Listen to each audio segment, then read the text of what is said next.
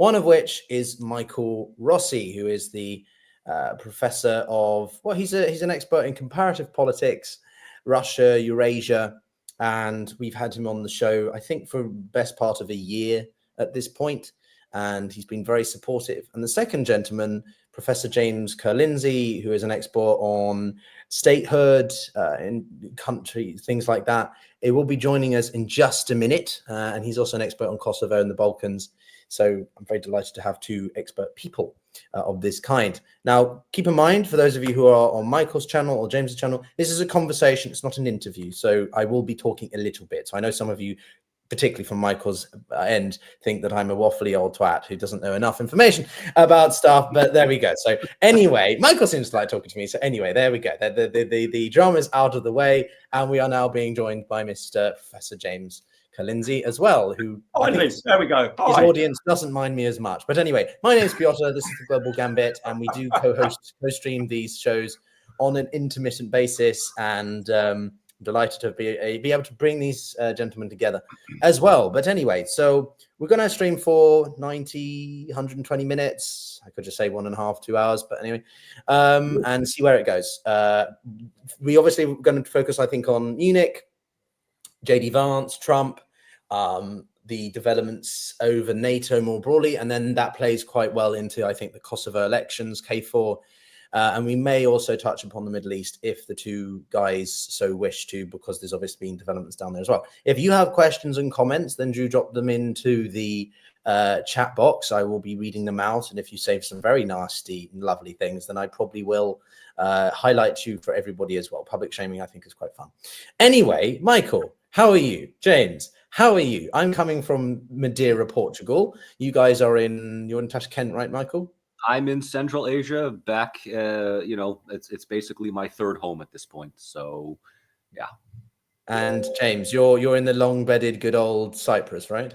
Yes. Over in Cyprus, enjoying some decent weather as compared to lots of other parts of Europe and things at the moment. So, yeah. Okay, so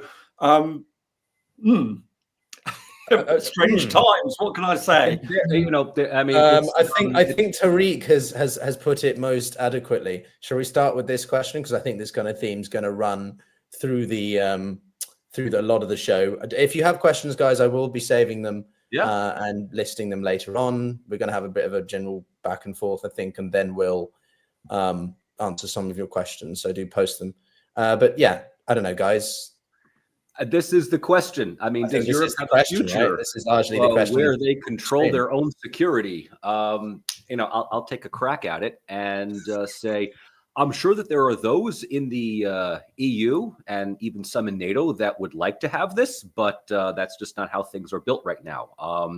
If anything, what we get, the thing that we get out of the Munich security conferences is that this one is probably almost as famous or as infamous as the 2007 one that Putin had spoken at, which usually means that it's the outliers that come in, give some, controversial speech that leaves everyone, stunned, wondering what is going on.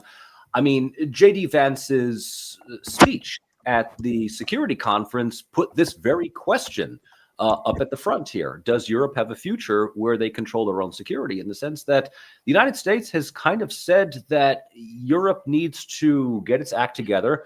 And by getting its act together, it needs to fall in step with American foreign policy. Along with this is coming the Trump-Putin conversation, the 90-minute conversation that was had over the phone. The transcripts, to my knowledge, have not been disclosed. The Kremlin has been rather mum on the details, but Trump has effectively said that he and Putin spoke at length, came to a number of preliminary conclusions, and ultimately decided the fate of a sovereign country that was not on this call. When Zelensky and other Ukrainian officials at Munich voice their opinions, they were kind of what did I miss something here? Why is he saying Putin like that? Tyler's already pissed off with you, so He doesn't like you saying Putin correctly. I think he wants you to say Putin because he's a poo head. Or I can be like an American and just say Putin like that, you know. I mean, I don't know. I mean, what can I say? It's called Putin. I mean, what do you want me to say here, you know? But in other words, You're being an Italian mafia boss now. What do you want from me? Yeah. What do you want? What do you want from me? I mean, ultimately, I was just going to say, and I'll hand it over to to James. Yeah, I want to hear what James says. We're not going to do monologuing. I mean, ultimately, Ukraine is just kind of playing pickup, trying to figure out what is going on and whether or not they have a place or a voice at the negotiating table. James, what do you think? I mean, it's how bad. Let me rephrase the question. How bad do you feel? I think like a lot of others, just very shell-shocked at the moment by this. I mean, it is absolutely extraordinary. In some ways, I think we shouldn't be as surprised as perhaps a lot of us are, because this was signaled quite long in advance that this was what Trump had in mind. I think a lot of us felt that, well, maybe once in power, things would calm down a bit. And of course, all the signs from what's going on internally have said completely the opposite. And then Vance turning up, Hegseth saying what he said as well. But it's just that idea that just had that conversation. It didn't seem to inform any European allies, didn't say, look, I've got this. I want to have a conversation with Putin. I am now president. I said I was going to do this. And so just went ahead and did it. And then the extraordinary thing, of course, was saying, and Trump and others signaling what had been effectively some of the core parameters that, as a lot of people have noted, should have been part of the negotiations. He conceded fundamental points even before going in. So it wasn't just bad that he picked up the phone and said, Vladimir, let's have a conversation. And by the way, the idea of doing reciprocal visits, this is just, it is absolutely extraudinary. And so James, let me stop you there then. Let me interject then, because I want to show you your, shall we say, the resident multilateralist. I think I'm in the middle between you and Michael. Michael, you're more on the sort of realist, you have a different, I think, stance on sort of the war in Ukraine versus, say, Jonathan Fink of Silicon Curtain, who we had on, a year ago, and you guys were debating a bit. But, I think I'm somewhere in the middle, right? I want, like you, Michael, James, to have that belief that, internationalism, cooperation, all that sort of stuff. But we're clearly not in that world, right? And I'm showing this thingy, for example. So Carl Blindt is the co-chair of the European Council on Foreign Relations, right? A well-known European think tank. He is he's an elite in the traditional sense and the globalist sort of idea that a lot of people are sort of anti. But he was he said similar to what you said, James, which is practical Europeans stunned / shell-shocked. My question to you, James, as I asked Carl quite bluntly, is why are you stunned? This has been on the cards. This has been telegraphed for months, a year. We knew this was coming. Why are Europeans still stunned that the VP would say, we're ditching you, you're on your own? That's what was inevitable. If Trump won, we knew that this was going to be the situation with Ukraine. All it illustrates for me is a continued complacency, or I don't know, sticking in the head in the sand kind of mentality of European capitals. I don't know. No, I think to clarify, I'm not stunned that this has happened. I'm stunned at what seems to have been proposed. I see. Okay, fair enough. And I am stunned at the absolute fundamental lack of awareness.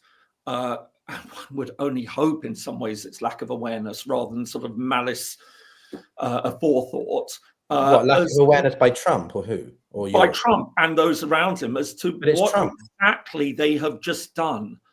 But it's Trump. Why are you surprised? Why is that? This is him. This is how he operates. I mean, this isn't just Trump just saying art of the deal and everything. And I want to. The idea that Russia will walk out of this with any sort of recognized sovereignty over Ukraine is the thing that will finally kill the post-1945 international order. That's not hyperbole. That's not exaggeration. That is absolutely what it is. We have an international system. And I always say, and I know that some people will humph and, hups. But the reality is that by and large, with a couple of notable exceptions, I'll put in the caveat, since 1945, we have an international system that is built. It's written in the UN Charter, respect for the territorial integrity of other states. Now, this is the moment that all the Serbian heads explode and everything like that, but let's park that. For all sorts of reasons. He does this every time, guys. He always takes. Yeah, but you've got to, because otherwise it's just but it's all right. So let's park Kosovo and Serbia I acknowledge that is an issue, but by and large, this is held up, and it is held up remarkably well, and it's provided a lot of international peace and security. The fact that states cannot unilaterally just change the borders by invading the territory of neighboring states has been a linchpin of international peace and security, not just European peace and security, international peace and security. It actually, and I always make this point, the place where this has been most successful has been Africa, where you've got 70 odd countries, lines on maps drawn by colonial powers. Those lines on maps drawn by colonial powers have been remarkably resilient. There have been very, very few territorial wars in Africa because that principle has held up, and it's held up in a lot of other places as well. And what Trump is just basically saying is that that principle is now open to debate. And it's obviously not just what he's been doing in terms of talking with Putin about, some sort of territorial agreement for Ukraine. But it's the whole fact of what he's been saying about Greenland. It's what he's saying about Canada. It's what he's been saying about Panama. All of this is extremely dangerous. And people would say, but it's just Trump bluster and everything like that. Okay, maybe he isn't planning to invade Panama. Maybe he isn't planning to invade Greenland, but he is absolutely normalizing the idea that you can lay claim to the territory of other states. And this is then the next step forward that comes on from it. Well, it's saying to Russia, we will accept that you now control parts of Ukraine, and Ukraine, Europe, just suck it up, because it's a return to use of hard power. It's a return to might is right. I made a video on this very topic actually for people who want to view it, but it was about the fact that you could argue a neo-imperialism is somewhat here, as Thucydides said. The strong do what they want and the weak suffer what they must, or whatever the exact quote is, right? But we're in this world now where the big powers, if you want to call them that, for different reasons, are just carving up the world as they see fit, and the role of weaker states basically are kicked around by the bigger powers. And Ukraine is one, Kosovo is another. I think your point on Africa, James, is really apt, because obviously we've got this situation in South Africa, the DRC, and the civil war down there is getting really bad. And the one thing that I note is that whenever I talk to African colleagues or engage in African spaces and conversations, Africans are very set. They may not agree with everything the West does, but they're very set on this post-45 order, whereby they respect and uphold the existing borders that they now have, even if it's across racial, ethnic lines, because they realize that they're very much pushing this order. And it's fascinating because, that was it. The AU elections are being held, right? The African Union. Yes, I think it's so indicative of how the countries that helped create the system are abandoning it, whilst the ones that came out and benefited from it or were emerged because of it are now the ones who are the biggest advocates and upholders on it. How much of an irony we seem to be. Michael, you haven't said anything, so I'm sure you have some points. Well, I mean, I obviously agree 100% with what James has said regarding Ukraine. Just James. Okay. I'm listening to James's comments about really, I mean, what it ultimately boils down to is exactly this: is the peace terms are going to involve at least from Trump's point of view, a revision of Ukraine's borders. And yes, obviously we can say that the so-called sanctity of borders has not been completely honored since 1945, right? This is the time for everybody who is either on Team Serbia or Team Kosovo to, to interject. The difference, though, is that with Kosovo, and I've made my case for Kosovo, I think, pretty clear. I think that it was, I think, a hastily and illogical decision. But we're not talking about a territory that goes from one country to another country, like from Serbia to Albania, but creating a new entity all on its own with very, very clear parameters on multi-ethnic consociationalism.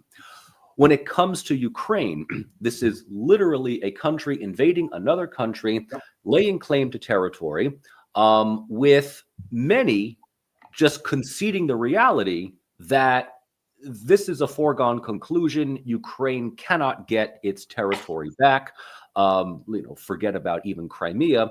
And it's not so much that Trump is the only one suggesting to recognize the revision of borders in Russia's favor, but it's been one of those things where certain analysts, certain policymakers, certain academics over the years have questioned the very notion of the sanctity of borders, where James has said, and I absolutely agree with him, that since 1945, borders are sacrosanct.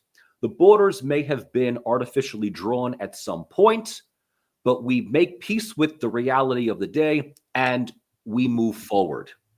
And yet, even as back as the mid-1990s, when Yugoslavia was breaking up, there were many, I believe even Mearsheimer was one. He had penned an opinion piece, I believe, I could be wrong, along with Stephen van Evera in the New York Times, that had said, what is wrong with drawing new borders? Effectively, give Republika Srpska to Bosnia, give Herzegovina to Croatia, form some rump Bosnian state, partition Kosovo, give this to Albania, give the rest to Serbia, call it a day, right? Call it a day and, sort of accept the realities, the real realities that are on the ground.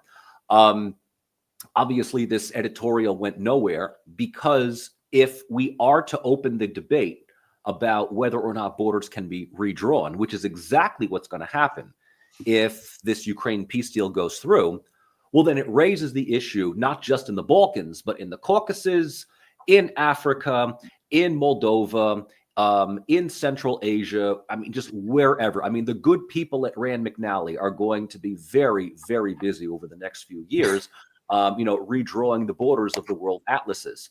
So I think the crux of the matter, I think really the big issue here isn't so much the ceasefire proposals that Trump had proposed, which ultimately effectively just gives Russia almost everything that it already wants. I mean, there's really no bargaining whatsoever here.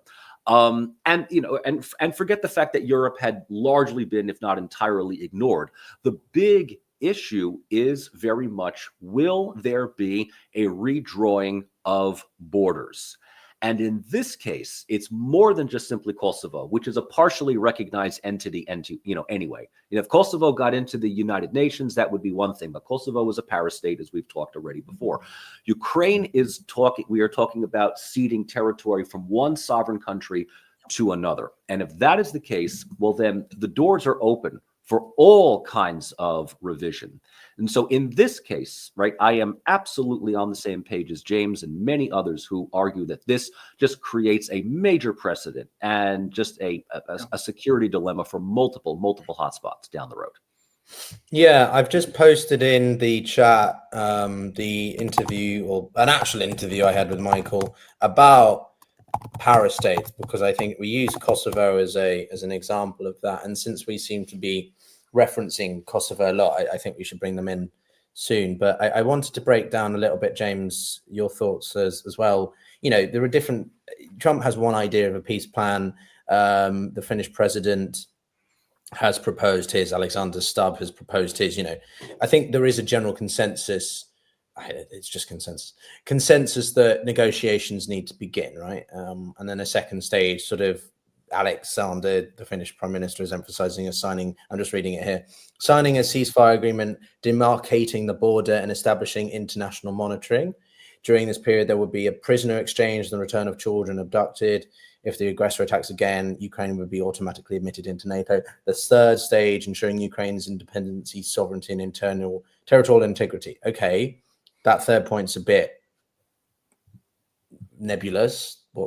How? Who's going to administer that? I think a lot of it does come down to, I don't know, James, I'll phrase my point as a question for you, which is that Vance had sort of said pretty candidly, pretty crudely that, you know, they want something from Ukraine if they're going to continue to support them. And I think I sit on the area that, you know, if Trump feels Putin is trying to screw him over, which Putin is and probably would, Trump will revert and up the support for Ukraine, including, they said they wouldn't cut out military potential. The Wall Street Journal, I think, reported this. They wouldn't cut out potentially military foot soldiers in Ukraine, right? So this is a test of Putin's resolve to try and, you know, squeeze as much as he thinks he can from Trump, when Trump's effectively, like, well, as you have both said, being a nice guy and giving him everything without any consolation. So, you know, could we see an actual increase of military, you know, presence in America if things were in Ukraine, if things weren't to go Putin's way? Trump feels he's, you know, that was a really poorly worded question for you, but I don't know. Do you get it?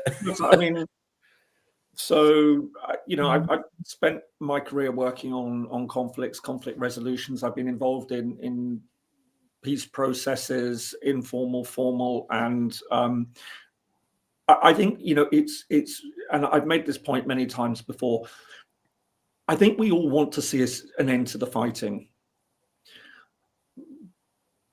But there are a lot of people who I think are very misguided about the implications of just ending the fighting and what exactly is going to be agreed, because this, I do believe, is what we would call a systemic war. This has the power to change the international system.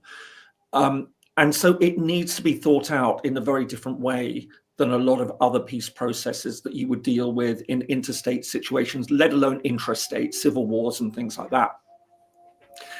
So I think there is a lot of nervousness about what is being talked about at the moment, and is this going to come down to sort of redrawing borders?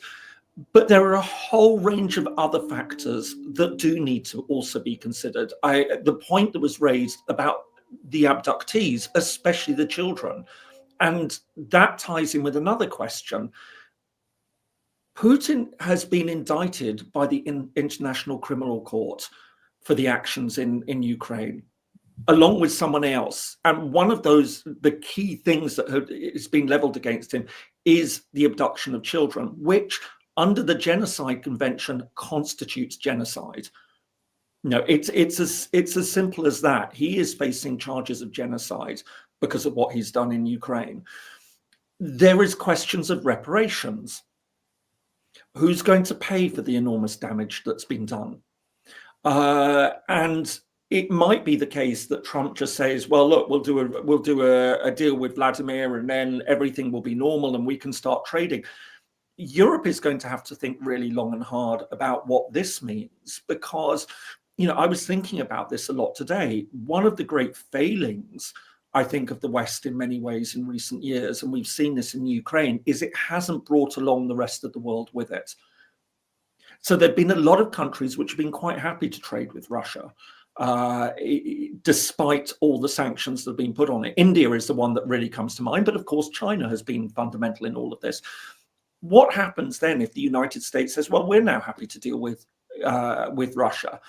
Does Europe end up being the last party that's holding out on that, and the implications of that? That is enormous. That will do very real damage in Europe, and there will be a lot of people who will be saying, well, maybe we should So it really does pose an existential question for how Europe is going to deal with a number of real issues. You know, again, the United States has made it clear that it's not interested in the International Criminal Court. The fact that Trump was willing to welcome Netanyahu, who has also been indicted by the ICC, was very indicative of that. If we have the sight of Vladimir Putin pitching up in Washington, in all sorts of ways, this is going to present Europe with some very, very real questions about how it's going to be dealing with Russia. And I now, in that light, there is a lot of people who are saying that what we have seen this past few days with Vance's statements at the Munich Security Conference is probably the most significant moment in international relations, certainly for the West, since 1991, and some have said since potentially 1945. And I absolutely believe that, because we could see a fundamental parting of the ways now between the United States and Europe on a whole range of core security questions. And so I think that the fact that now we see, and I know we'll probably move on to this, that Macron has called this meeting of European leaders to discuss what next to do in Ukraine.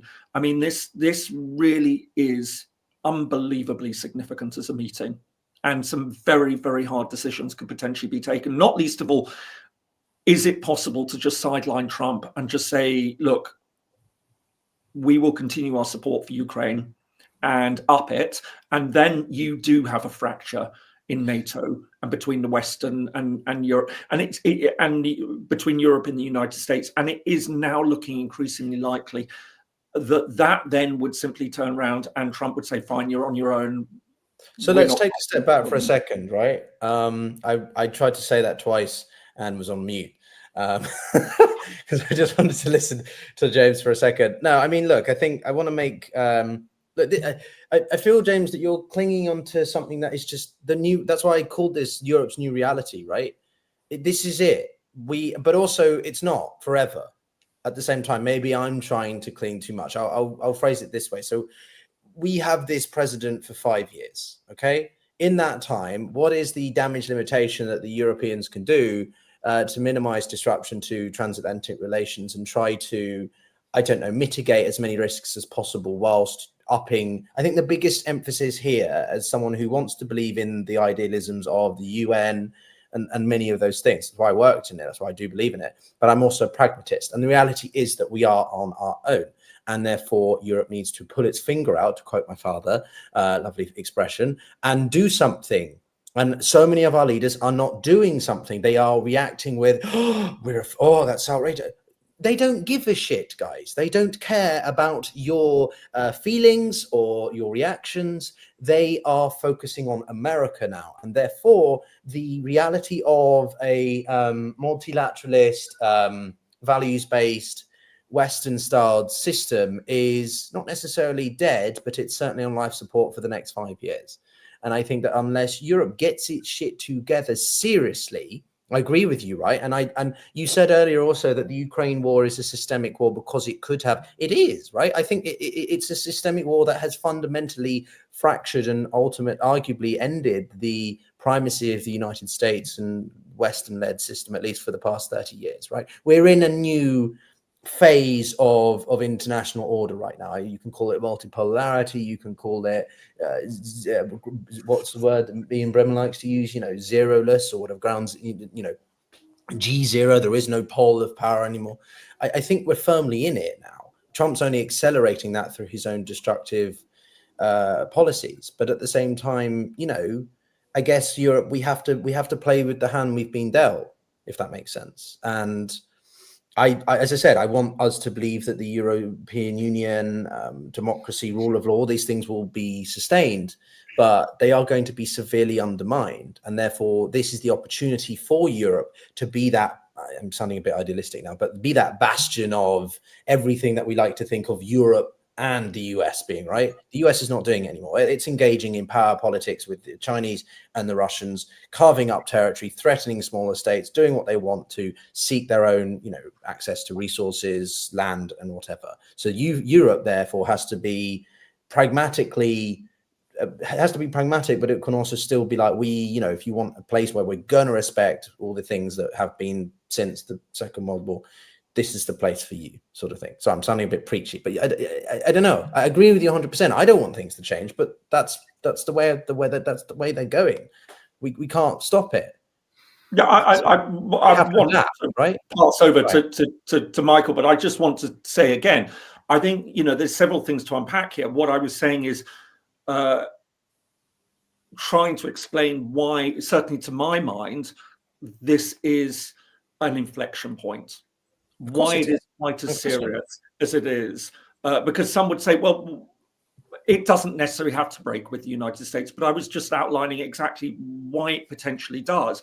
The other alternative, of course, is Europe just turns around and says, we can't afford to have a break with the United States. We'll just go along with what Trump has decided. Well, that's what's British. And that would be, disastrous. And I think there would be a lot of countries in Europe which would feel very, very nervous about doing that. I mean, I was listening to something this morning saying the Baltic states, Poland have been very careful in how they've been treating Trump and his statements. But let's not be in any doubt, they're appalled and horrified by what he's been proposing. And I think there would be real problems if it was a question of, do we just fall into line with this and give Putin exactly what he wants? So that's, again, I mean, it's not that I'm speaking from a position of idealism. Yes, I do believe in transatlanticism. So do I. I just think we have to be realistic with the state of it for the next 5 years, is what I'm saying, right? We have a choice in Europe. We can either completely get outraged with Trump, distance ourselves, which ultimately will not be that useful, or we have to bite the bullet, deal with him in a way that benefits us, but also doesn't alienate him too much, be it through trade, commerce, whatever, transactionalism, whilst trying to, chip away at him and be like, don't forget though, democracy has benefited you, Trump. You have to, I don't know, because the option is, if we don't, then rule of law and everything you're saying really is on dead. If we try to be a little bit more tactful and strategic in the way that we go about it, I think that we could replenish it after Trump's gone, depending upon the state of the United States. If Vance doesn't suddenly try to become president and running in 2028 or 9 or whenever, right? Perish the thought. So sorry, I know I keep interjecting. No, I know you've got a chance to say. Sorry. Because I'm passionate, because I'm going to be like growing up into all this shit. Well, I'll be in a state-led leader. I'm tempted to run for office because I look at this shit and I want to do something to save the UK, to try and. That's why I respect Macron, because at least he's friggin' making the statements that need to be said and the shit that everyone of any sense is thinking. That Europe, what the fuck are we doing? Excuse me, but like, yeah. Anyway, sorry, Michael. I'll shut up. Well, again, this is my point where I'm like, liberalism is nice. Liberalism abides by the laws. Liberalism stops when the light turns yellow instead of going fast. But the reality is that the minute that you decide to follow the rules of the road when everyone else doesn't, is when you get rear-ended, when you get tailgated, and when you get run off the road. We're talking about Europe trying to follow laws that no one really seems to be interested in following. And, a basic, life lesson that I impart on most of my students is that reality is dictated by the most insane person in the room. And Trump has entered the room. And his foreign policy beyond Ukraine, beyond Europe. I mean, everything with, buying Greenland, making Canada the 51st state, turning Gaza into Mar-a-Lago 2.0. I mean, it almost seems like he is trying to throw whatever, at the wall and seeing what sticks, or just, making his opponents completely flabbergasted with, is he serious or does he mean this? And seeing what ends up happening. His proposal for Ukraine is just that. It's a proposal. There is no guarantee that this is going to be the agenda for peace talks. And so before we even think about what Europe wants or what it, because as far as Trump's concerned, I mean, look, let's be perfectly honest here. Trump doesn't care what Europe thinks. And that is a reflection of the State Department, the Pentagon. Europe is supposed to just simply fall in line. All right, let's be honest here. Yeah. In the last couple of years, the European Union has become the financial appendage of NATO, and NATO has become the military extension of the United States. Full stop. And if you find that to be problematic, well, too bad. I mean, that's just, I'm sorry. Okay, you might be an idealist from Latvia. Okay. But I hate to break it. I hate to break it to the Baltics, who were so happy last week that they just decided to systemically cut themselves off from the from the Russian energy grid. Yeah. I hate to break it to the Baltics. Nobody cares. Nobody cares. All right, have fun with it. Okay, have at it. I mean, look, all power to you. I'm not pro or anti. I'm just like, you want to go. My point is this: Europe is basically talking about the codes of conduct in an arena now where it's all no holds barred. So, whether Europe needs to get its act together or whether Europe will develop a united voice, I don't think Europe will develop a united voice. I know that their leaders right now, Scholz has effectively said that he's even thinking of declaring emergency. No, not emergency powers, but what is it? A national, something like that. Something in effect where, Germany needs to redouble its efforts in sending economic aid to Ukraine. Macron may very well say that he's going to pick up the slack where Trump leaves off. This is all fine and good, depending upon whether the European electorate wants to support this. And at the end of the day, the electorate in France, in Germany, and elsewhere are beginning to ask, why is Ukraine more important than the issues and the problems that we have at home? And this is being exacerbated by people like Orban, like Fico, when he is not dealing with his own internal problems in his own country, Vucic as well. This is one of those issues by saying Ukraine is not our fight. It never should have been our fight. And if the EU officials continue to push for continued support for Ukraine at the expense of our own economy, it's going to continue to give more credence to the national populist parties like AfD, National Front, among others, that are basically banking on the current establishment to shoot themselves in the foot. When we look at Germany, I don't think anyone here is going, I don't think either the three of us are confident that AfD is going to win outright in an election. They will get enough votes that will necessitate, in my opinion, a CDU, SPD, heaven help us, a Green Party coalition, which will cobble together enough votes to keep AfD out. But it's going to be a very unpopular government in Germany, especially if they continue to push the agenda that, alles für Ukraine in that regard. And that is going to feed into skepticism. If nothing else, Trump is, and I'm not supporting this in any way, but Trump is effectively saying, look, Ukraine's it's a losing gambit, right? It's a losing investment. We tried, it didn't work, cut your losses, make a deal with Putin, do whatever business needs to be done. Let's get back on track here. Sanctions don't help. Embargoes don't help. And if Europe, you don't want to get involved in this, you can be a passive observer, because that I think is exactly what is happening here. The only thing, and I'll say this before I throw it back into the general discussion here, the one thing that I believe Trump's proposals may sabotage the entire thing is, if you remember from the Munich conference, it was already voiced that Trump has interest in acquiring at least 51% of Ukraine's mineral and raw materials. So how do we rebuild the country? Trump style. We basically turn it into a business venture, a timeshare, in which case Ukraine will turn over much of its natural resources to American economic interests, right? They said Ukraine will enter America's economic sphere. If I were a Ukrainian and I'm the only American in this three-part conversation, I would be very, very wary about that, because it is not a partnership. It is absolutely asymmetrical interdependence in which Ukraine is effectively a ward of U.S. Economic interests.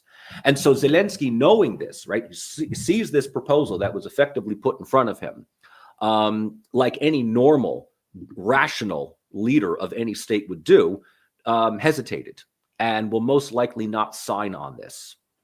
So the only thing that I could see that might give Ukraine some kind of breathing room is that his hesitancy to sign on to Trump's idea for a ceasefire in Ukraine gives the EU an advantage. It gives them an opening to act as an alternative arbiter.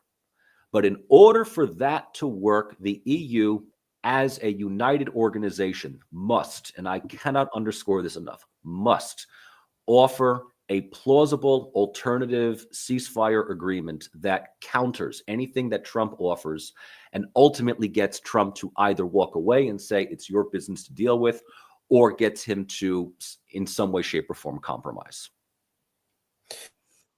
So, yeah, let's be specific then, because I want to position this in some concrete proposals or options here. I've always been not opposed to eventual Ukrainian membership of NATO, but I've always been opposed to speed tracking it, fast tracking it, because it's not ready. The country is huge. Corruption is a problem. It's gotten better. The economy is, well, prior to the war, it was improving, but it's not on the same level. And therefore the ability for, the capacity for interoperability is limited. It's the same. It's not just Ukraine, it's Moldova, it's any Eastern European or less developed state that would somehow then have to be working on a similar level to Western Europe.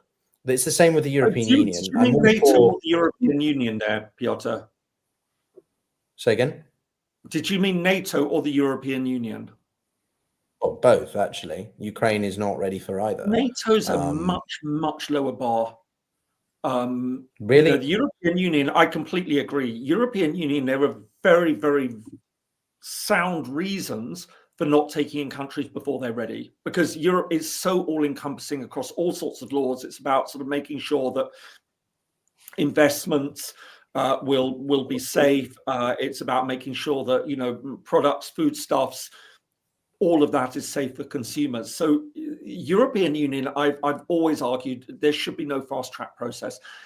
NATO's a bit of a different beast. Explain to me how you think Ukraine could be integrated into NATO in an effective way without compromising more European security and defense. Well, listen, the integration of countries into NATO is about military interoperability, essentially, and making sure there are some other issues. So, for example, when Montenegro joined, there were real concerns about leaking into Russian intelligence services. That was the main thing.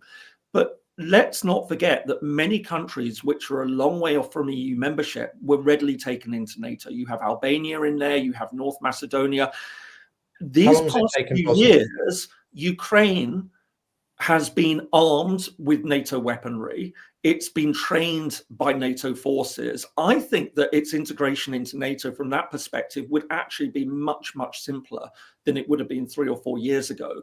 And because you're not having to deal with things like, and I just say it because I always love saying it, phytosanitary certification and all sorts of things to do with sort of, what Ukraine is doing in terms of rule of law and corruption and things like that. NATO doesn't terribly care about these sorts of issues in the way that the European Union does. I mean, I'm not saying it's completely unimportant, but I think actually taking Ukraine into NATO would be a much more straightforward I'm not saying it's completely straightforward. There are a lot of issues, and obviously there's the big political issue about Article 5 and where do you draw the line on that? Is it anyway, those are things that need to be sorted out at the political level. But I think it could be taken into to NATO. I mean, the other alternative, but as I said, I think is really troubling, and I think that European leaders won't want to go down this path, is the EU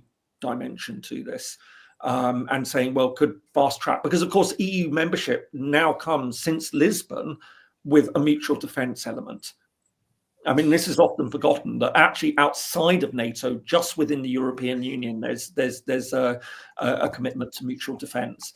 But I don't think that European leaders are going to go down that path.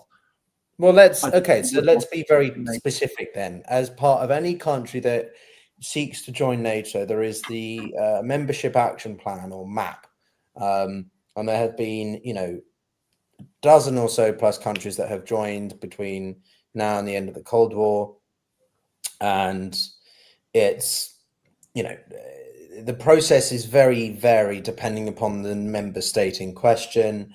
Finland and Sweden were largely immediate because their militaries are highly advanced. They're already quite integrated anyway. Bosnia has been doing this for the better part of a decade, since 2006-7, right? So, yes, I will grant you, James, that Ukraine's modernization of its military since 2014, especially, has been remarkable. We saw just how much it's changed from their operations in Kursk, not the operations themselves necessarily, but more the way that they've administered the area that they've since claimed from the Russians, right? And I was talking to Chris Cappy of Task and Purpose about this. So there is a modernization in both operations, but also mentality of troops, in terms of it's not about how many bodies you fling at the enemy. It's about restraint of casualty and losses. But okay, so that's possible. The issue with greater integration with NATO is obviously that's a deeper trigger for Moscow. The framing I've always had was that Ukraine would maybe have deeper integration with Europe and the EU because that's an economic bloc, and therefore that's more acceptable to the Russians than NATO. Obviously, this has all changed in the past 3 years. But there's also one fundamental act, which is that NATO doesn't allow countries that are partially occupied. So one argues Putin did this deliberately to prevent that eventual ascension into NATO. But it's even further than that, because whilst he fully controls Luhansk and Donetsk, Zaporizhia is what, 60%, and Kherson is like 75% control. So like, I think I go back to what Michael said, which is sort of before we talk about the existential crisis and inaction of Europe or inertia of Europe, we need to have a clear idea of some kind of plan.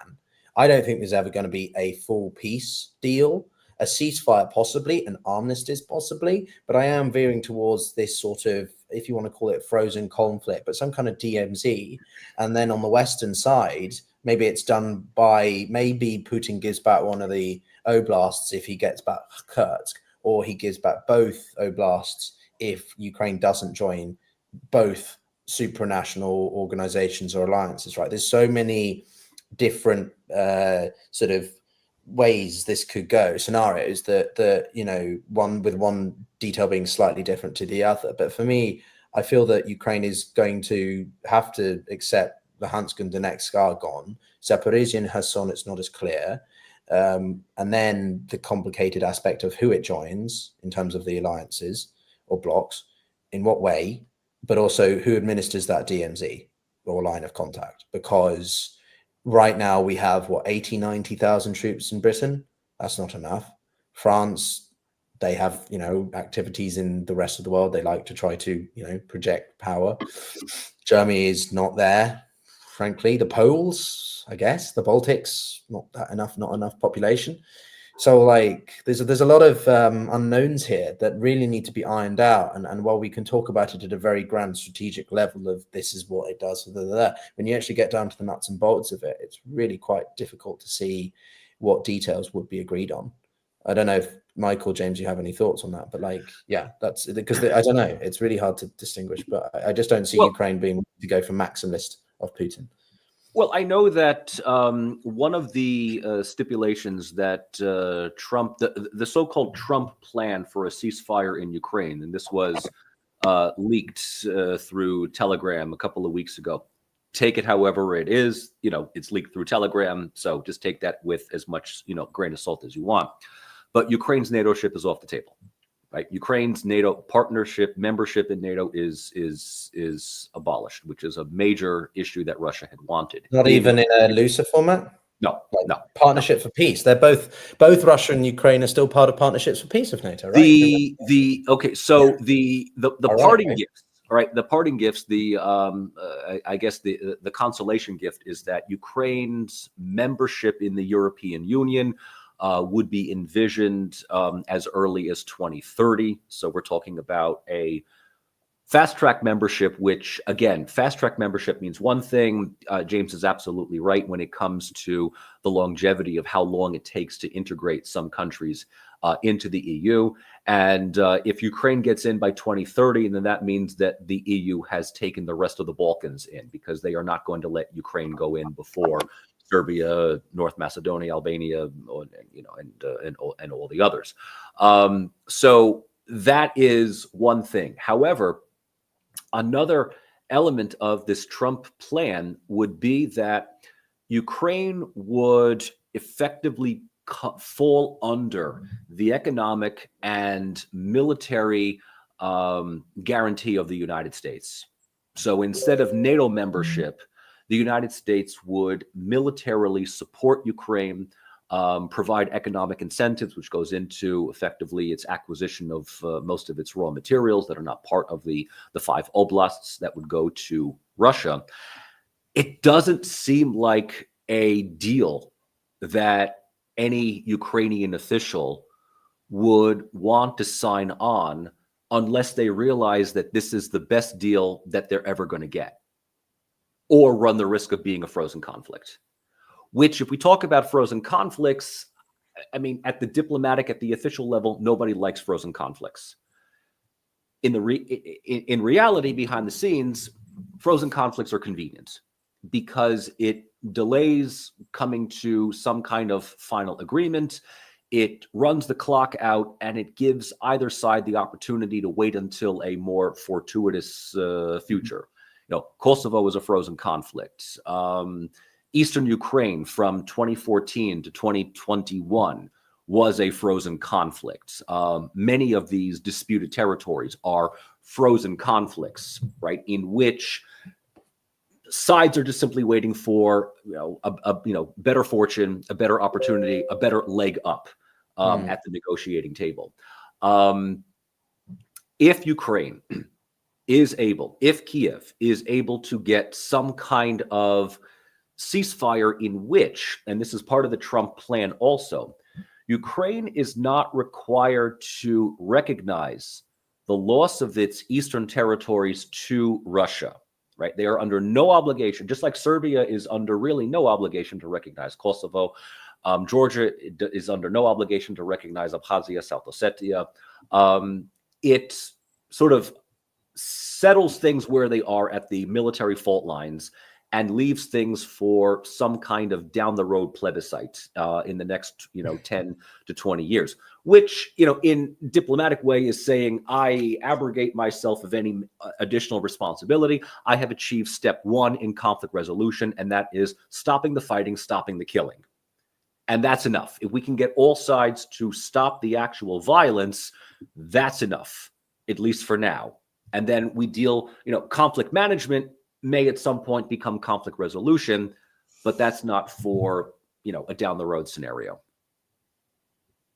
James, do you want to go? Because I spoke. Yeah, well, I mean, I think we do have these models of these frozen conflicts. They're not great, but countries can live with them. Obviously we have Transnistria in the case of Moldova. We have South Ossetia and Abkhazia in the case of Georgia. So it could very well be that, as Michael says, I mean, you can get to a situation where Ukraine wouldn't be, or anyone else for that matter, formally required to recognize the loss of these territories. Yeah, I mean, it could be used to stop the fighting, but then you are still left with a whole range of other issues. Do you reward Russia with reopening trade and lifting sanctions for simply having a ceasefire? And I think that there will be a lot of distaste at that idea. That effectively you are rewarding Russia. I mean, Google and Apple will not change the map to indicate that this is Russian territory. I mean, there's formulations they can do. They can just draw a line on the map and have it sort of semi-dotted to show that it's not, a formal state border, but some sort of boundary or whatever. So, those are ways that you can actually say, and I think Europe would continue to take that position. But there are a lot, as I say, a lot of other decisions that will have to be made. And I think the Ukrainians will be worried that longer term that will just get watered down, that pragmatism will creep in. I mean, Russia's never really paid a particularly heavy price for South Ossetia, Abkhazia, Transnistria, and this is part of the complaint, that maybe because it didn't face a particularly significant pushback on those issues, that it felt emboldened to do what it did in Ukraine. So I think there will have to be a lot of questions asked, and it's a far more complex process and a far more complex agreement than I think many people might realize, because there will be all these other elements that will have to go with it. And Russia might well just say, well, look, we want X, Y, and Z. We do want a lifting of sanctions in these areas. But then you're removing leverage that Europeans could be placing on a future Russian regime in order to resolve this territorial dispute and potentially return the territory back to Ukraine, albeit with maybe some sort of high degree of autonomy, or maybe even a federal system. These are all things that would have to be discussed later on. But I think there will be a sort of sense that if you draw a line now and say, right, okay, this is a ceasefire, it's not going to be recognized. There are a whole bunch of other things that will have to be really, really thought about, on what do you lift and how and when. Well, this is a cheery Sunday afternoon, everybody. I don't really have much more to say. I think that the reality is quite well. Okay, I'll put it this way. I think that the main caveat to all of the people who are saying that Trump is meeting Putin in Saudi Arabia and the time has come for a deal and Europe is out, Ukraine is out in terms of inclusion in the talks. Well, okay, guys, yeah, that's all terrible. Very, very astute of you, but the talks are beginning. That's not confirmation of anything. So that's my point, which is people are pro-Trumpers, pro-Putinists, or just people who are anti-Ukraine and grifters on the internet are making all these provocative emphases of how useless the West is, how Russia has won, all this. But they are missing the point, or the longer-term view, that this is not a guarantee of anything at all. If the talks collapse, which is still a very big possibility, yes, of course, Trump respects Putin, or he doesn't want to have Ukraine as a headache because he wants to focus on China, or whatever some other arguments could be. It's still not a guarantee. These are two very unpredictable guys with huge egos. And if Trump doesn't feel satisfied with what Putin is offering him, or that he thinks Putin is not offering him anything at all, he will back out. And we could be back to square one, where US comes even more, riding on the tank with the eagle flying behind, sunset, sunglasses, big cigar, kind of ChatGPT image being created, right, of Trump coming to support Ukraine even more. I don't particularly think the scenario is likely, but it is still one that could happen because this is Putin. And yeah, that's why I'm not holding out on anything yet until we see some kind of actual written piece of paper, some deliverables actually through saying, right, I had a really good talk with Putin. It was the best talk ever. We loved each other. I'm trying to, moonlight as Trump. Until I see something like that, I'm going to remain somewhat reserved in making too many sort of predictions, because I just don't think it's over yet, if that makes sense. Michael, I don't know, James, maybe. I would say, again, this 90-minute conversation is held under lock and key. At this point, I would pay good money to get the transcript of that conversation. I would pay serious good money, because all we're getting from this conversation on Trump's side, right, is exactly as you said. We had a great talk. It was wonderful. We see eye to eye. He wants peace. I want peace. War is not good. I think we can, hash out an agreement. The Kremlin side, this is coming from both the Kremlin and the Ministry of Foreign Affairs. Very mum. Very, very, very mum. Very much wait and see what is going on. And that is all that we've had is a conversation. And in Russia's defense, I would have to say about this, right? One of the things that they have said, Putin and Lavrov, what they have said for the past 3 to 5 years, is that coming to an agreement with the West does not mean a guaranteed peace, because written agreements have frequently been ignored. They have been discarded. This is one of the big reasons for them taking action in Ukraine 3 years ago. They had the Minsk Accords, which according to Putin, Lavrov, Peskov, others, a written agreement on moving forward as far as Ukraine's sovereignty is concerned, in which the Minsk agreements recognize the Donbass as an integral part of Ukraine's territory, an agreement between the government in Kiev with local authorities within Donetsk and Lugansk for local elections, which would pave the way for some form of territorial autonomy. Once this happened, Russian forces would pull out. Ukrainian security forces would move into the border with Russia. Problem solved.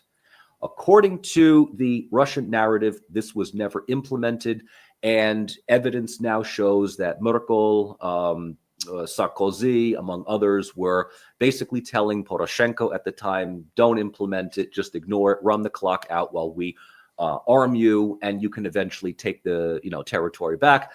In the same way that Azerbaijan took back Nagorno-Karabakh, Croatia took back Serbia and Krajina. No problem, no minority, no issue whatsoever.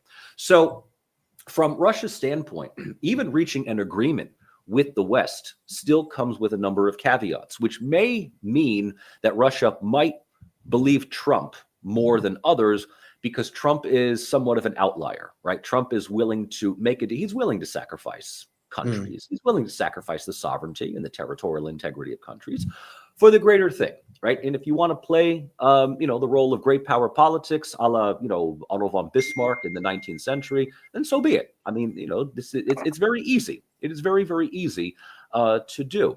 But I do have to say, and I think that I can't speak, for James here, but I think he would agree with me that there's a very high probability that these talks will break down, that an agreement will ultimately be held up by Ukraine's military security, its future in NATO. Putin wants complete neutrality as far as Ukraine is concerned. I don't know what the rest of NATO will say to that. We've talked about this notion of European unity. There are those within NATO's European alliance, like the French and the Germans and the Slovaks and the Hungarians, that would say whatever is necessary. Poland, different story. Baltics, different story. And yes, they're small, but different story. Finland, Sweden, different story. Romania, different story. We may end up seeing fractions results within the NATO alliance between the hardliners that want to continue to arm Ukraine for the sake of security and the moderates that say, at the end of the day, Ukraine is exactly what its name is, a borderland. And NATO's internal security has been preserved. Sweden and Finland have joined. The north-south axis between NATO to the west and Russia to the east has been, defended. And small countries have to pay the price. And it's not like Ukraine isn't the first country that be thrown under the bus. Multiple countries have been thrown under the bus. Multiple societies, multiple nations have been thrown under the bus for the sake of collective peace and security, peace in our time in that regard. And, well before Chamberlain, waved that paper in front of the cameras. Yeah, I think so. To sort of transition to you, James, then, my a scenario I see is somewhat realistic, but a medium ground is, Ukraine accepts that it's lost that territory, and the line is administered by NATO forces. That's the compromise. If Ukraine gives up the territory that is, under Russian control, Ukraine is able to have NATO forces in its territory as the defense line, as the defense entity in their territory. They are given greater access to the EU, maybe not NATO. I know what we talked about, one being easier than the other or more preferable at the moment because of the change in interoperability and stuff. Ukraine is invested by the Europeans, and the US is they largely are disengaged. Maybe they provide some kind of overarching engagement via NATO, but that's about it, right? I can't see any other real medium. But a peace deal is never settled. I don't see a peace deal. I see a armistice and a heavy securitization of Ukraine along whatever the new line of contact is. And I see Russia likely violating the armistice at some point using some kind of, 2014 Little Green Men, quite a clever sort of, asymmetrical, gray zoned approach to conflict. Does that sound to you like a reasonable scenario, or you think it's going to be more extreme than that? And Ukraine ultimately suffers even more, balkanizes or something. I mean, look, the other thing which so I'll sidestep it because I think I think at this stage, we're focusing maybe a little bit too much on outcome and rather less than we should on process. Because I think the real worry that I would have is that this could very, very quickly escalate into a negotiation between the United States and Europe, rather than a negotiation between the United States and Russia. I think, and I'd say Trump is lazy, very, very lazy, intellectually lazy and lazy. He wants to just, that's just the reality. No, it's true. It's true. He's, and this was the charge that was always leveled against George Bush, younger George W. Bush. George Bush looks like an intellectual now. Well, precisely. That, his nickname was Incurious George. And, one of the things that they've said is you've got to have curiosity for that job. You want to know, Trump isn't interested. What worries me is that Putin is, and in this situation will be a very skilled negotiator. He'll have very clear ideas. We don't know what was said in the conversation between Putin and Trump in their 90-minute chat. Did Trump make commitments then that Putin will come back and say, oh, but you promised me this, in a way that Trump doesn't actually really understand what he was proposing when he had that conversation. He just spitballed stuff, as the Americans would say. And then Trump feels that somehow, in order to just get the deal and open up the opportunities, and if Putin is saying, and I know you want those access to those rare earth minerals, Ukraine's got a lot of it. We've got a lot more. And if you want to get us out of the orbit of China, well, these are the sorts of things. I think that then, is it the case that Trump would say, rather than have this dispute with the Russians, who I think, and a lot have pointed out, he respects that type of leadership, he would then go to the Europeans and say, this is what I want to do. You're either on board or you're not. And if you're not on board, then we're just going to pull out of NATO, or we're going to pull US troops out. And then I think you get into very, very difficult and dangerous territory. So I know that we can focus on what is going to be the outcome of a peace deal. I think that is far less important and significant at this stage than what this process is going to be, and how that could degenerate very, very quickly into quite a nasty spat between the United States and Europe, rather than between the United States and Russia. Well, so you're seeing it as a potential pessimistic play out, right? Because no, I don't think I'm being pessimistic. I think I'm just being realistic. I think Trump pragmatic. Yeah, what I mean is deal here, and in his mind, it's simple. But are you sure? The way that France has presented it, Ukraine doesn't join NATO and Ukraine just has to give up territory. So that's nice and simple. The Europeans will be the ones who are coming along and making a whole range of other points about the deeper significance of that. And I think Trump, as I say, intellectually lazy, is not going to want to engage with those debates. When he's presented with the option of an easy solution or a seemingly easy solution by Vladimir Putin, or a more complex solution by allies that he doesn't particularly like or trust. But okay, where so does this debate go? Yeah, no, okay, so there's so many factors here, and I know some people have already said it's difficult for us to talk on behalf of Ukraine and sort of look. We're playing, this is what scenario frameworking is, right? It's not a nice thing, but that's what I'm saying. Let's get back from trying to play out the end goal in this.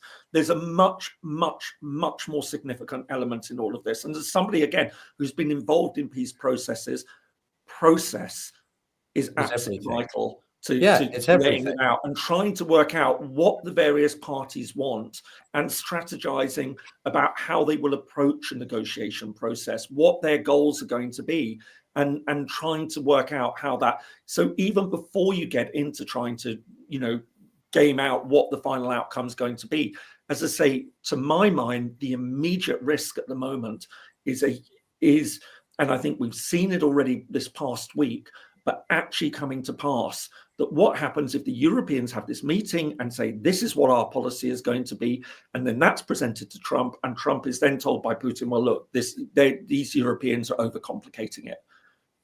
Why don't you and I do this? And we'll do it that way. And then Trump says to the Europeans, you're not giving me what I want. And if you can't get behind what I want, then we're just going to have to go our separate ways. No, that's a good point. I didn't think of that bit where Trump sort of sees the Europeans as being a nuisance or making it more complicated than it needs to be. And he's like, let's just do this bilaterally. Let's carve up Ukraine and leave Europe to handle the post-conflict fallout. What about the alternative, James, though? And Michael, you're welcome to thought. But what about if Trump feels that Putin is being too difficult, and so he comes to the Europeans instead, and he says, look, if you guys finance it, we'll provide military stuff, which obviously feeds back into the US industry and it benefits us still, and we have some kind of trade deal with the Ukrainians for natural resources. What about a scenario there? Is that possible, or you think that Trump doesn't care enough and he wants to get something through Putin even if he feels he's being cheated? Which I do think. I feel that that's a factor, though.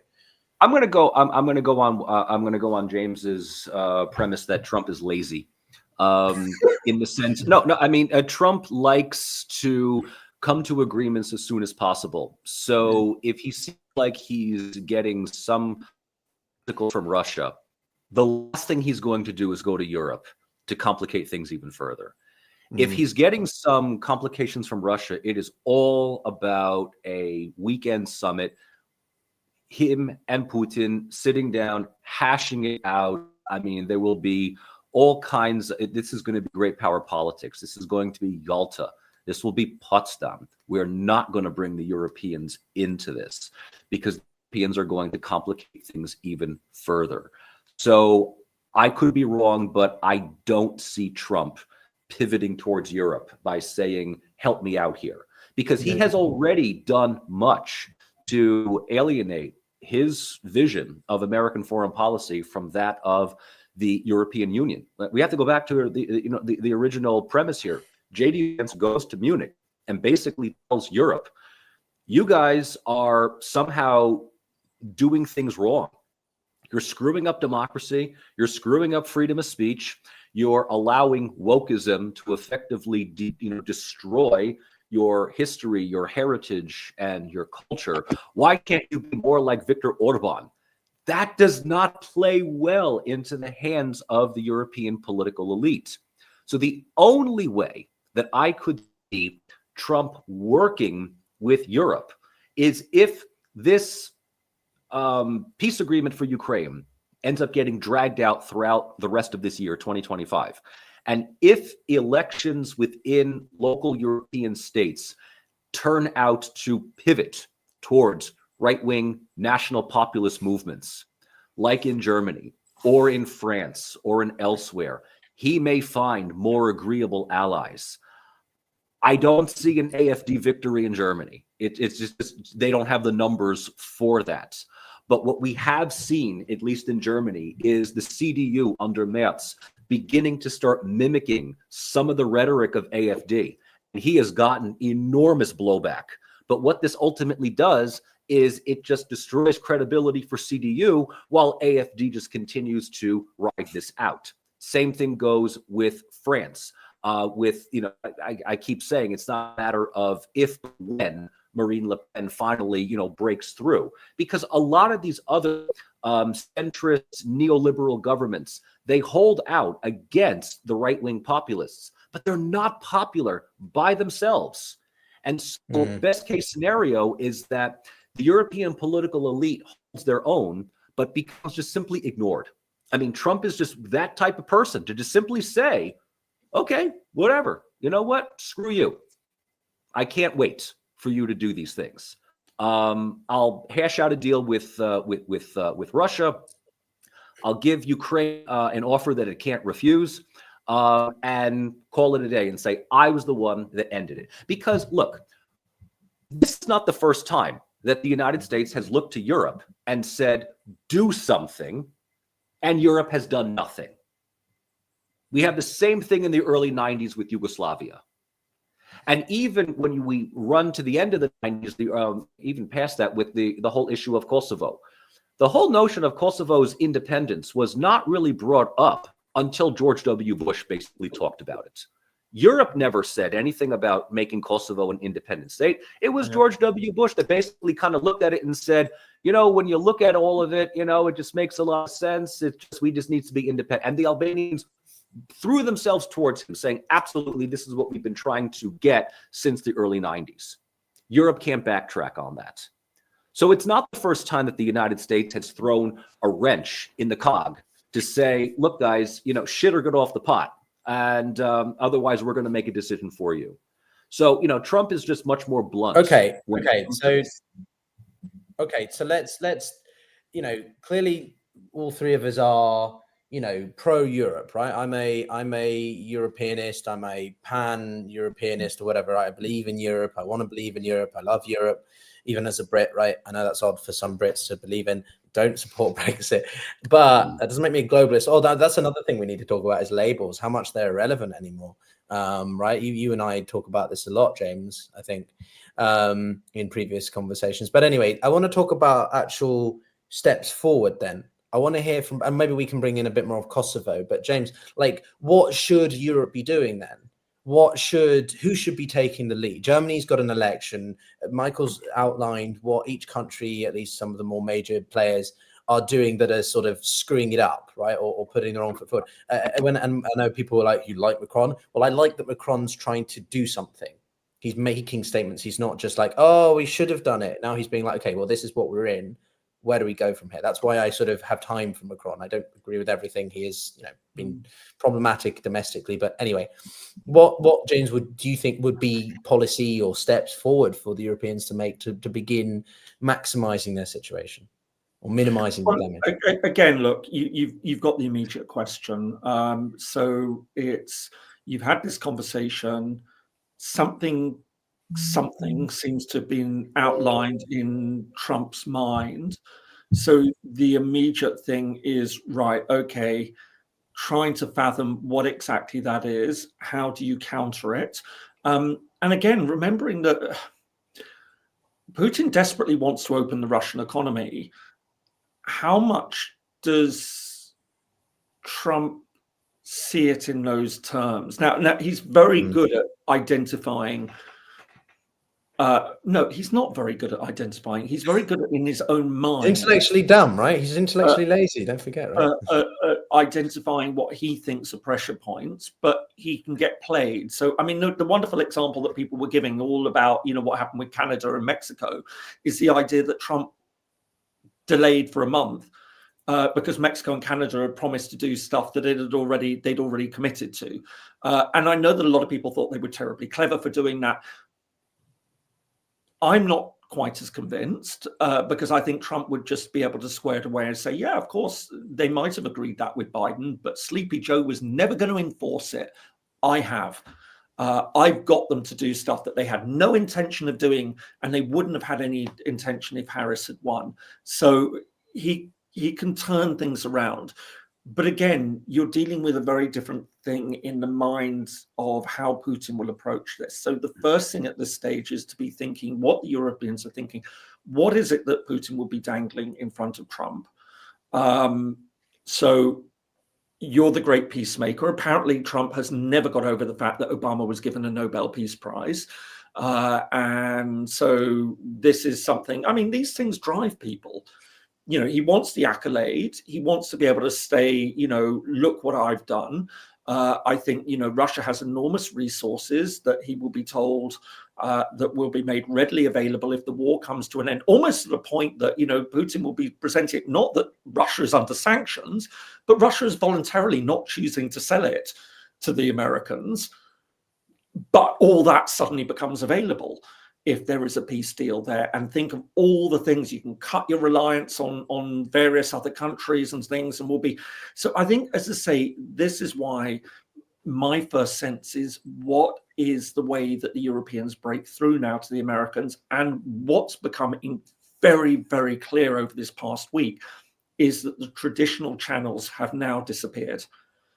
The ways that you would do that have gone. I think, you know, Pyotr, you made a really interesting point about, well, you know,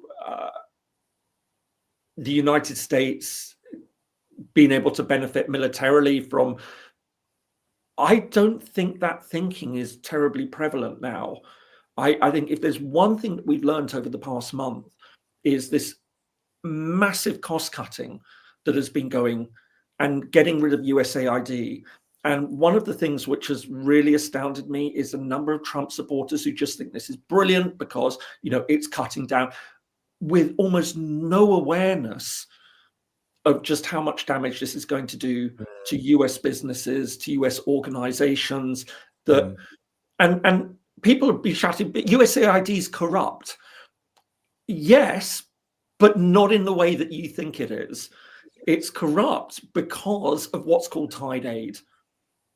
That essentially means that when you provide aid as a developed country to a less developed country, as you say, we will give you this money to develop your agriculture sector, but you're going to have to bring in consultants from our country. You're going to have to buy the equipment from our country. So a hell of a lot of that money flows back. So many outsiders would say that is corruption. But a lot of the MAGAites haven't seen it in that way. They think the corruption lies somewhere else. So I don't think that a lot of these usual ways of approaching things, you know, that will be thought through.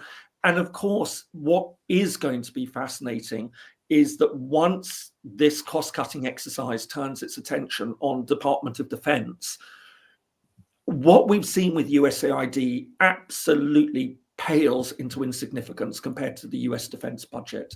This is absolutely enormous. People don't often realize that you can take the next 9 of the top 10 countries and add their defense budgets together, and it won't equal the US defense budget. So, China yeah. line. So if they are really serious about this, and they start going through that budget and cutting it back, it will have enormous implications. But it might just be that what we are staring at, again, is this idea that you're dealing with Trump, who wants to be the big figure, but at the same time, I know this sounds really contradictory, very isolationist as well, and focus on North America, doesn't want to be spending money where money doesn't need it to be spent. That is all tax cuts for, you know, people like Elon Musk and others around. And we're dealing with such a different United States at the moment that I think trying to work out what exactly US goals are, what the channels into the administration are, that so many have now been broken. We knew what we were dealing with the Democrats. That has all now disappeared. And I think this is really the key question. So when they meet these European leaders to talk about Ukraine later this week, a lot of this will have to be that fundamental discussion of what is the strategy for dealing with the United States? And it's exactly the same. It's not about what you do with Ukraine. It's about how do you try and win the United States. So it's like, what would be their goal in Ukraine, but how do you get the United States over to that? And I just wanted to make a point, Michael. With it. Yeah, no, for sure. Before I hear from you, Michael, I wanted to just add a point about the spending thing, because I think it's quite crucial. The Doge wants to cut 2 trillion from the federal government, dissolve agencies, etc. But mandatory spending, which makes up 66%, so 2/3 of the US budget, more or less, right? That's things under law that has to be spent on. So that leaves discretionary spending. But again, I think it's about 2/3, maybe 70%, somewhere along the lines of that, is military expenditure. 0.8, or 800 billion, almost $1 trillion is on military expenditure. And Trump wants to increase that to $1 trillion. But he can't do that if he wants to use discretionary spending as a place to see even more of the cuts on top of US aid. So there is a fundamental disconnect here between the systems, unless Trump's literally just going to try and rip everything up, between what he wants to do and what he can do, right? Mm-hmm. So just building on what James was saying about US aid and stuff, what do you think about all these elements and what the United States can do in this instance and what Europe should be doing? Well, what I can say is, again, I've been here in Tashkent now for more than 3 years at this point. I know people here who work for US aid. They are still here. When I heard of that fateful decision by our Doge emperor Elon Musk saying that we're cutting everything is shutting down, come on home. I mean, I was telegramming one of my colleagues here saying, is this true? Is this, what's going on? And the response is, they're on a wait and see. They're on a wait and see basis. They still have their spending for current projects, but there's been a federal judge that has issued an injunction that freezes this effective dismantling of US aid. But even when they were, here operating as they were under the Biden administration, we're talking about cosmetic spending here. I mean, we're not talking about a lot of money. Now, mind you, this is Central Asia. This is Uzbekistan. US aid looks to other areas around the world.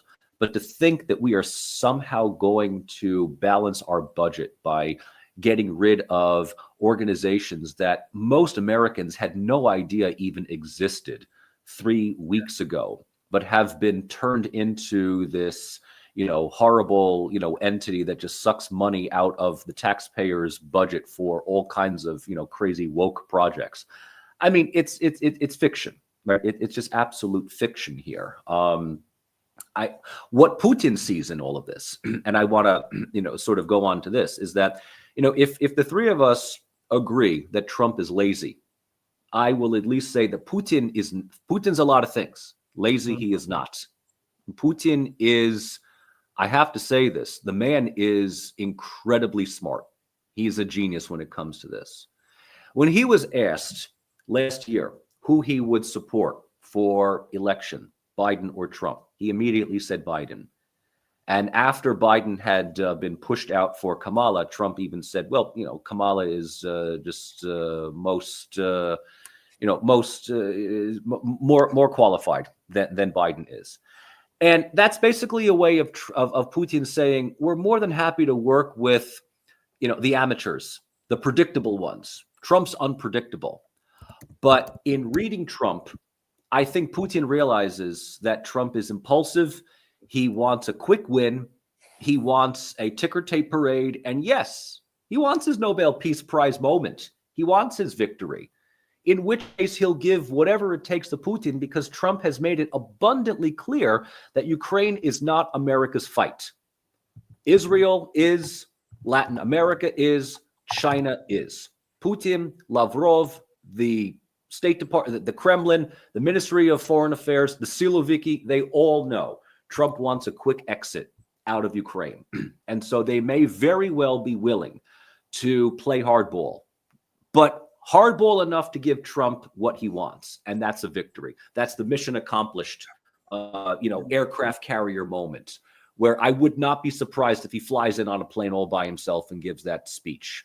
So in this regard, Russia is in my opinion, at a very advantageous position right now. Trump wants peace. Europe is scattered and divided and leaderless. Zelensky is looking for anyone, to give him a leg up, because with the phone conversation that we had between Putin and Trump, all of Ukraine's bargaining chips are already off. I think it was German. I think it was German President Pistorius who had said that they basically shot the legs out from under Ukraine. Ukraine has absolutely no bargaining chips, at this moment. I'd be very curious to see, what transpires from here. Yeah, go ahead, James.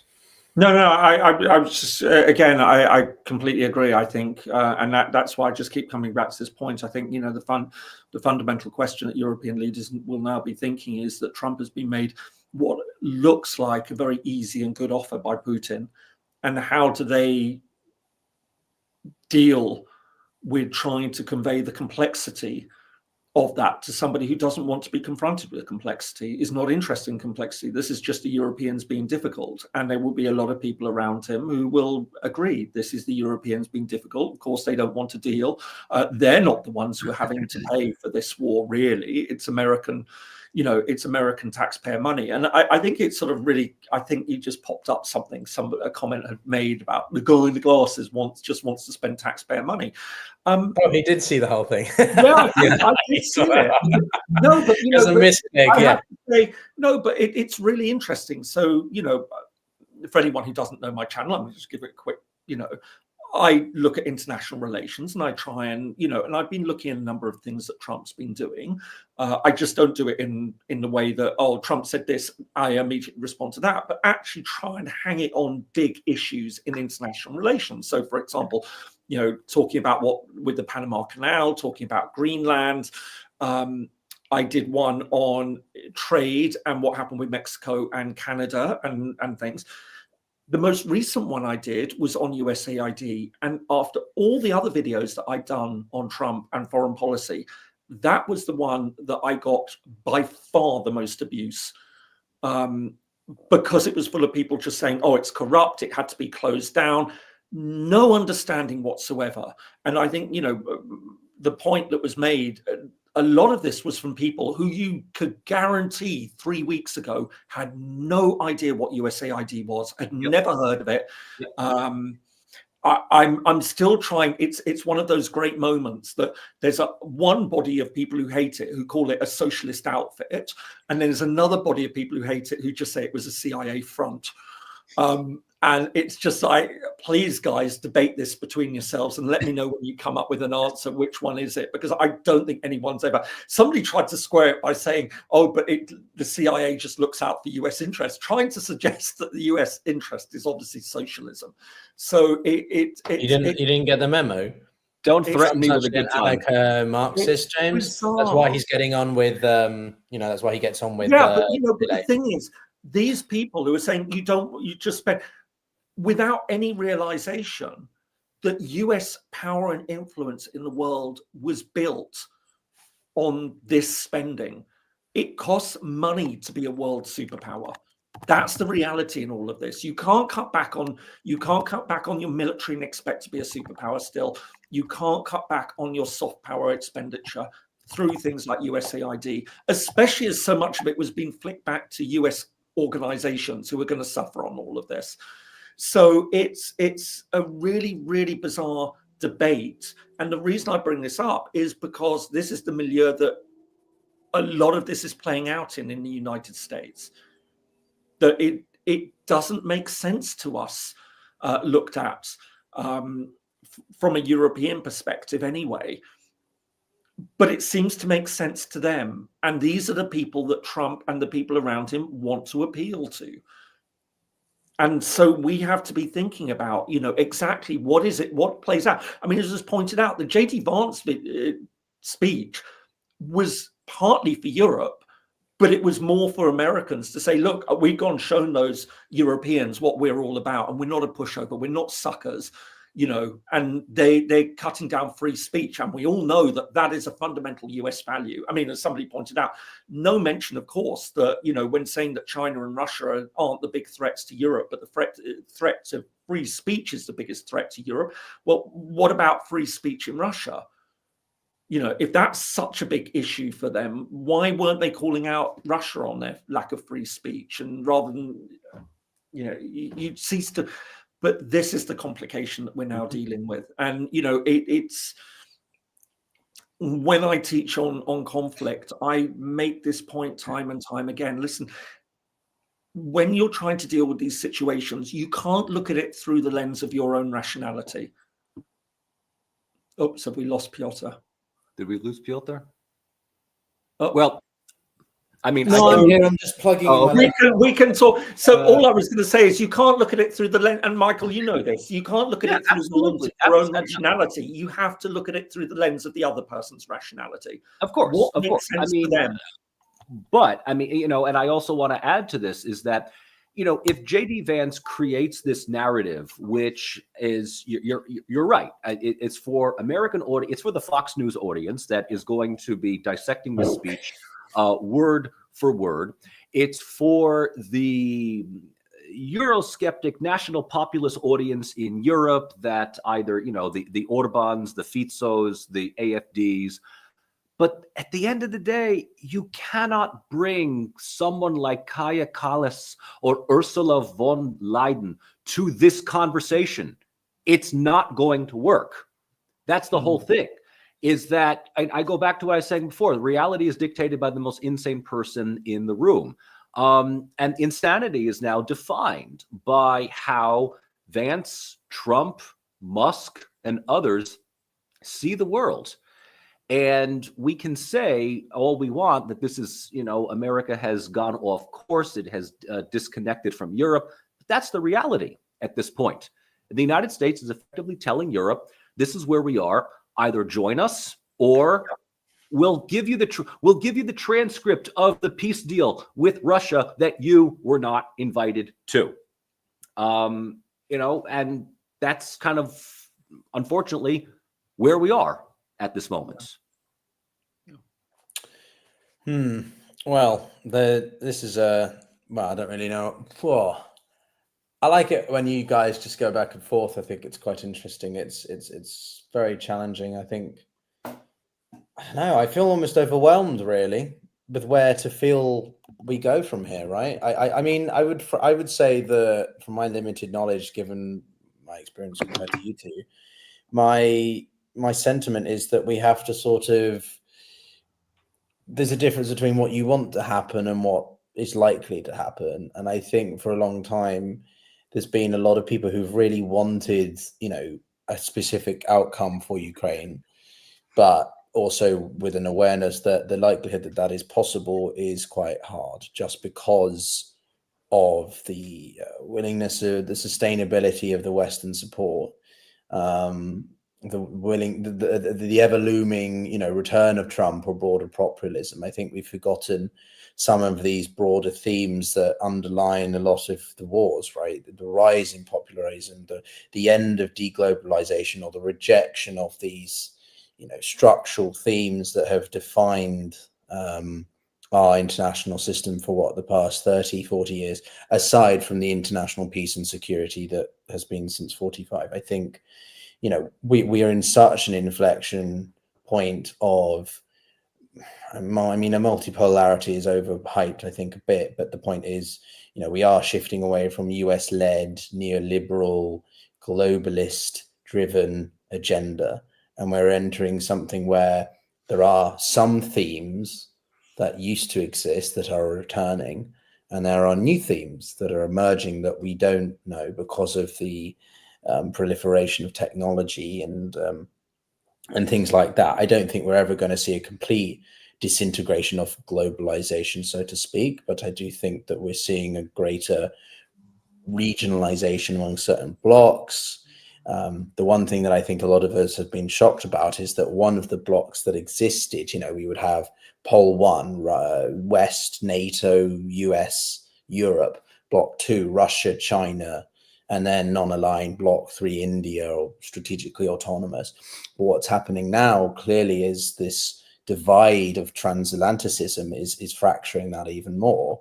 And I think that that's the biggest concern. At the end of the day, I want Ukraine to be completely sovereign, but I'm also aware of the fact that it is very hard to see that reality being kept.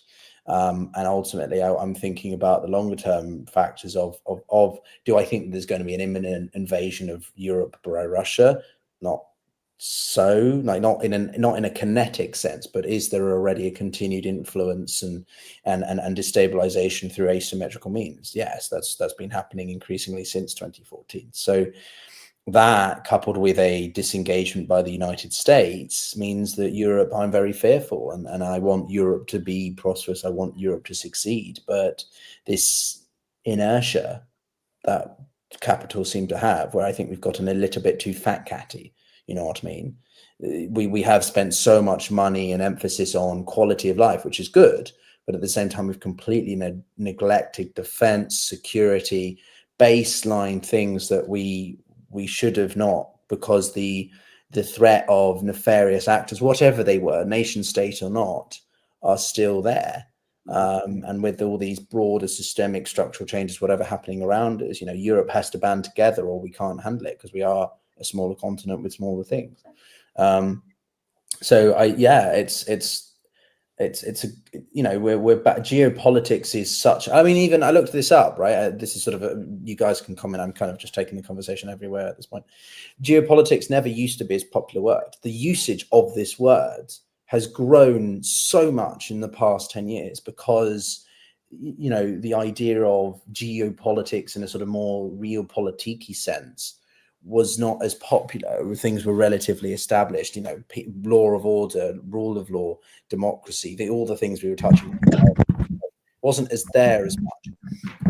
Now we're returning where, war is much more likely, conflict is much more likely, instability, and therefore the role of geography in politics is so much more important again.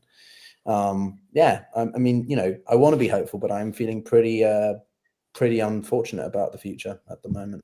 Anyway, that was a positive contribution. Yeah. I don't know, Michael, James, do you have any thoughts? Maybe we should begin to wind down. I don't know. Yeah, I don't know. I would say that we should. I give my final thoughts for at least for this session is the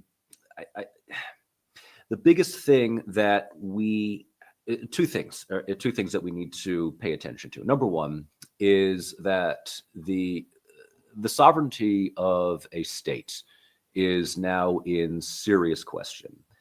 And it's more than just simply territorial border adjustment, but it is what the United States under Trump visualizes as a way of getting back all of its investments over the past 3 years with Ukraine, which means that the sovereignty of a state may very well be violated, not just territorially, but also infrastructurally. And if this happens, this may very well set a precedent for future conflicts down the road. The second thing is that we've been talking about the United States engaging in rather egregious, self-interested foreign policies under Trump, which seems to be a deviation from the norm prior to that. And while it hasn't been brought up, and I don't want to bring it up now, but the United States for the last year and a half has effectively green-lighted genocide in the Middle East under Biden. So Trump's foreign policy may be more rude and crude, but it plays into a larger concept of the United States just engaging in great power politics, sometimes hiding behind the mantra of liberalism, other times just openly saying the quiet part out loud. Trump wanting to turn Gaza into a resort by forcibly removing the Palestinians could not have happened had it not been for the previous administration effectively providing all the diplomatic and military security for another state to do what it did. Sorry, this comment caught my amusement. I've had an existential crisis. I mean, kind of, maybe. I feel like James is feeling even more desolate than I am. I don't know. Any final thoughts, James? Is this our last ever stream? Have I destroyed our sense of unity and optimism that we don't want to ever talk to each other again? Well, no, maybe you two do. I wasn't terribly optimistic at the start of it. I mean, you know, we're dealing with a reality that I think we saw coming. None of us, I think, expected it to be as bad as it has been. Keep misclicking, sorry. Was that another accidental one of, you know, is it you trying to send subliminal messages? Oh, it was this one. It was this one. Oh, yeah. Yeah, How can you not? How can you not? How can you not be? How can you not be? Exactly, Michael. I completely agree. This is a country could very well be about to be sold out. And Americans who talk about sovereignty and, you know, if shoe was on the other foot, how would they feel in this situation? So yeah, I'm not optimistic. And I think Europe is going to have to do a lot of things. And I'm very pro-European to my core. I believe in European unity. Anyone who listens to what I say knows that I abhor Brexit. I thought it was a huge strategic mistake. I think the enormity of that mistake is now really coming home to roost. It's not just economic, it's strategic. Britain is really working with its hands tied behind its back because it's caught in a bind on this. It doesn't want to upset Trump and everything, but that's a whole other conversation. But I am also a firm believer in transatlanticism. I believe in that alliance between Europe and the United States. And I am really worried about what all of this means. I'm worried about what it means for European security, but I'm also worried about the direction that the United States is going. And at this point, a lot of the Trump supporters will be saying, yeah, no, we'll be fine. We don't need... I think, like a lot of others, I just don't think that's the case. And I think that we are moving into very, very worrying territory in the United States. And it's going to have much, much greater international effects. So, yeah, if I do look depressed, if I do look worried, it's with bloody good reason, frankly. You know, this is not a good situation. And the hope that we might have had a month ago when Trump came in, that maybe he's not going to be as bad. He's so much worse than I think we were expecting. And you can still say it's all bluster at this stage, but words matter in these contexts. Yeah, I mean, look, audiences, I know I rambled at the end there a little bit, but I think it's partially because, and correct me if I'm wrong, but I think all of us are quite, not overwhelmed maybe is the best word, but I certainly feel exactly sure where I sit now. I feel politically homeless, ideologically a little bit homeless. I want to believe in a certain kind of system or whatever idea of how the world operates, but also with a acceptance and realization that that system may well be ending, has ended, or could still end if you know, there's lots of variations we've talked about with these sorts of things. So we're talking about, I think, quite abstract, nebulous concepts, which when we're in our day-to-day lives are not very relatable. Globalization is a big thing that is happening, and we try to apply sort of academic terminology and a sense of grounding to it. But yeah, when we're talking about the destruction or dissolution or fragmentation of a country, that's a very hard thing to consider. I, you know, want Ukraine to be a sovereign state in its existing borders, but as it currently stands, I find that extremely difficult to see continuing. And yeah, I mean, if my manner has changed over this stream, I think that's precisely why we do these streams, because we learn, well, I hope I provide something of value relative to the other two more experienced gentlemen. But, you know, we come away, I certainly come away with more thoughts than I did when I started. And I think that's why I love collaborating with these guys. So, you know, a bottom line, I would say that there is a lot of things that are going to happen, right? We're going to see some kind of communications begin between, I'm trying to summarize for the stream.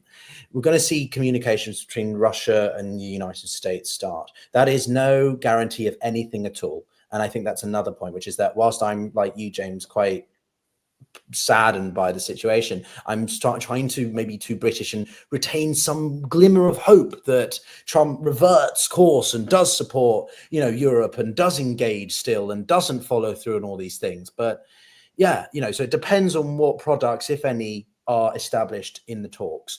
How does Europe respond?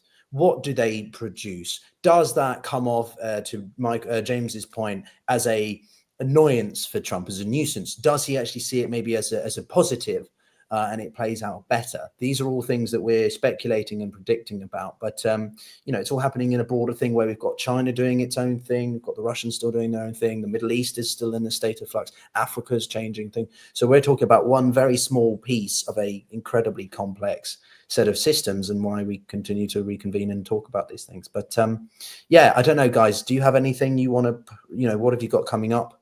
Anything you're putting out? James, you're going to start streaming more, which I'm very excited by the sounds of it. Michael, are you? When I can fit in time in between teaching 5 classes here, as well as a brand new course that I'm now offering. It's a comparative theoretical course on capitalism, nationalism, Marxism, rock, paper, scissors. We should all sign up for that course. That's what we should do. It is my VIP. It's like the best of the best of the best. I got some like real, A-track students in that class. So I actually have to put together my my notes for tomorrow, 9 a.m. We're doing The German Ideology by Karl Marx. So that's kind of what I'm doing, alongside keeping tabs on what's coming out of the Kremlin, Ministry of Foreign Affairs, for translation. I'm waiting on their official statement from this upcoming Trump summit that is being scheduled.